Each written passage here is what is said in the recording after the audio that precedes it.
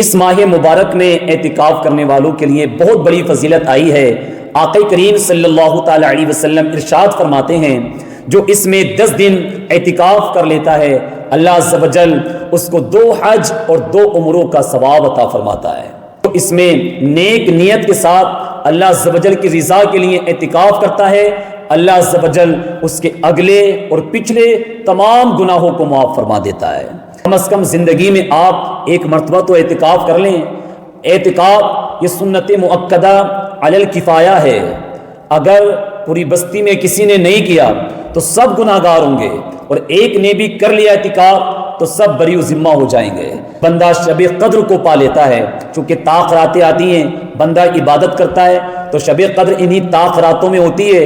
وہ رات کہ جس رات میں ایک رات میں عبادت کرنے پر اللہ عز و جل 80 سال کی عبادت کا ثواب عطا فرماتا ہے۔ قرآن نے جس رات کے تعلق سے آیا خیر من الف شہر، وہ رات جو 1000 مہینوں سے بہتر ہے، افضل ہے، وہ رات اعتکاف کرنے والے کو میسر ہو جاتی ہے۔